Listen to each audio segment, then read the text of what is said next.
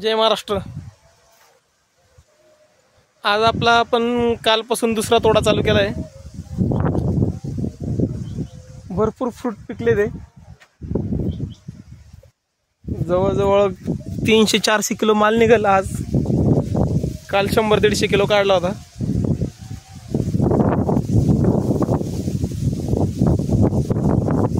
सगळेच फळं पिकले ते,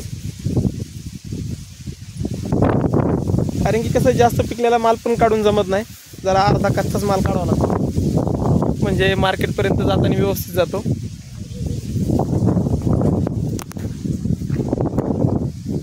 पूर्ण झाडं आपली अशी भरलेली आहेत फळांनी।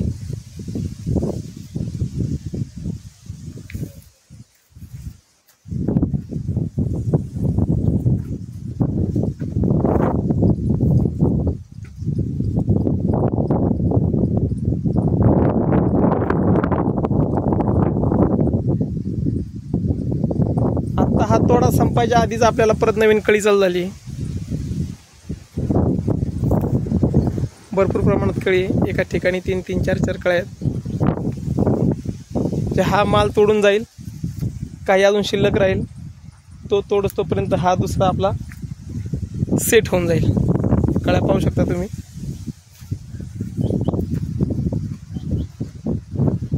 पूर्ण झाडं आपली फळांनी भरलेली आहेत। सकाळी काही तोडलेत आईने त्यांनी, आता काही तोडायचे ते।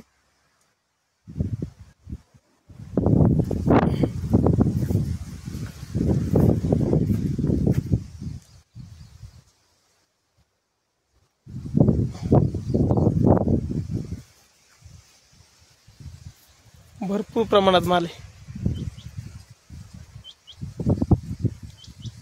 नाही म्हणलं तरी प्रत्येक झाडाला कमीत कमी 40-50 फळं आहेत।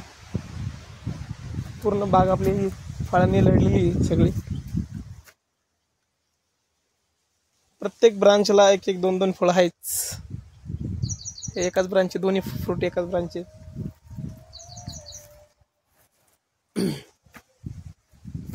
एकाच ब्रांचला 3 आहेत।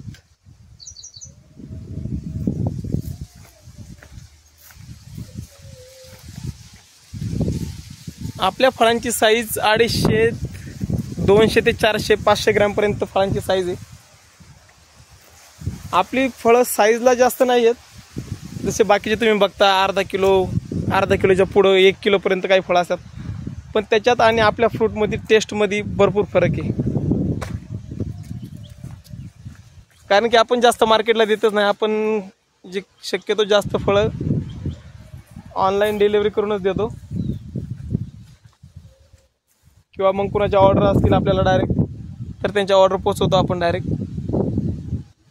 किंवा फ्रुट्सवाल्यांना जे आपले फिक्स गिरायक आहेत, जे फ्रुट्सवाल्यांचे फिक्स गिरायक आहेत, ज्यांना आपल्या फ्रूटची टेस्ट माहिती आहे,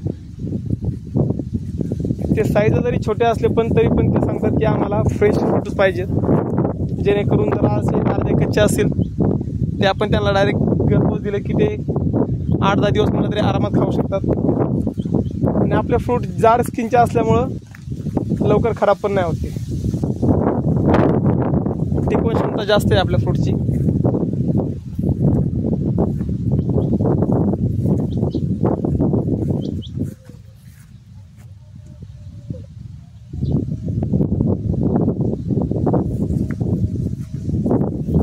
मार्केटचं झालं तर मार्केट आता कसं आहे,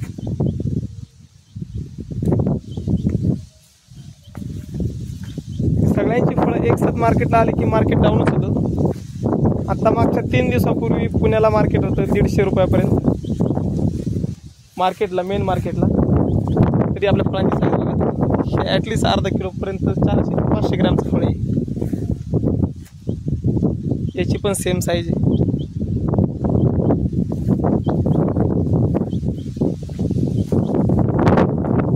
आता आज उद्यापासून मार्केट परत डाऊन होईल, कारण की फळं कमी झाले, ते फळं जास्त पिकले ते आता सगळ्यांची, आणि 2 दिवसांनी परत मार्केट वाढतं। कारण की ह्या फळांचं कसं आहे, हे 1 टाइम पिकतात आणि 1 टाइम मार्केटला येतात, त्याच्यामुळे त्या 2 दिवस पिरियडमध्ये फक्त मार्केट कमी होतं, परत तुम्हाला मार्केट डबलने वाढलेलं दिसतं। पण आपल्या फार्मचा एक फायदा आहे की आपलं सगळं ऑर्गॅनिक असल्यामुळं आपली फ्लॉवरिंग जास्त येत नाही, वन टाईम येत नाही आणि वन टाईम फळं पिकत नाहीत. आपलं फ्लॉवरिंग थोडं मागं पुढं होत असतं, मग त्यामुळे मार्केट चांगलं भेटतं आपल्याला. कारण की जेव्हा लोकांची मार्केटला फळं येतात तेव्हा पण फळं आपली मार्केटला असतात, आणि जेव्हा लोकांची संपतात तेव्हा पण आपली थोडीफार फळं मार्केटला जातात. त्याच्यामुळे आपल्याला मार्केट चांगलं भेटतं. आता याच्यातली काही फळं, आता ही जी छोटी फळं आहेत ही आता आपली लगेच नाही पिकणार. हे अजून थोडी साईज झाली की एक 8 दिवसांनी पिकतील. तेव्हा मार्केटला कुणाचाच माल नसतो, त्यावेळेस मात्र आपली फळं बरोबर मार्केटला येतात आणि आपल्याला चांगला बाजार भेटतो. त्याच्यामुळे आपलं ॲव्हरेज निघून जातं. कारण की आपली काही फळं आधी आलेली आहेत, काही नंतर आलेली आहेत. आता ह्या झाडाला बघा तुम्ही, ही फळं आता पिकायला आहेत. आज हार्वेस्ट करणार आपण, आणि यांना अजून 8 दिवस टाईम आहे. ह्या फळांना अजून 8 दिवस टाईम आहे यांना.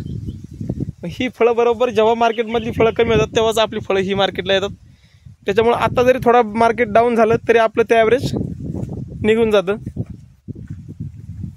तरी आपण मार्केटला जर पाठवलं तर 80 ते 100 110 पर्यंत मार्केट भेटते. आणि जे आपण लोकल इथं विकतो ते 120 130 140 रुपयांनी आपण देतो ऑनलाईन. कारण की त्यांना आपण डायरेक्ट घरपोच देतो, प्लस आपले फ्रेश फ्रूट देतो.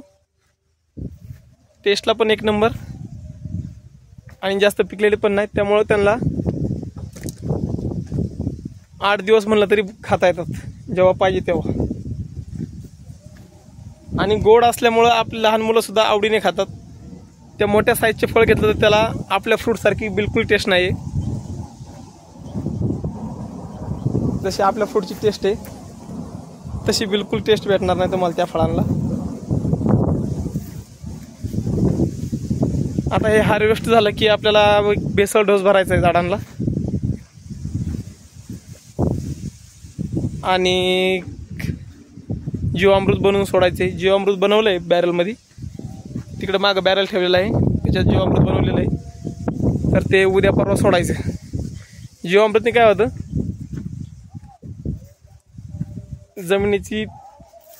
जमीन भुसभुशीत राहते. जो बॅक्टेरिया आहे तो जास्त जमिनीत तयार होतो, आणि फळांची क्वालिटी मेंटेन राहते.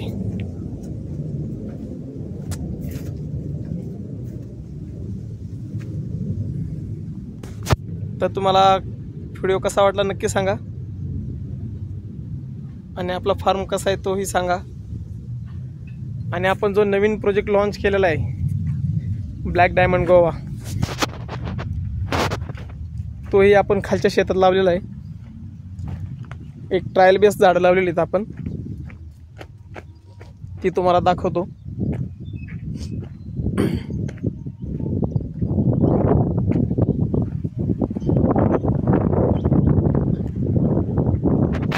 ही आपली झाडं आहेत, 6 महिने झाले लावून. 6 महिन्यांची ग्रोथ आहे.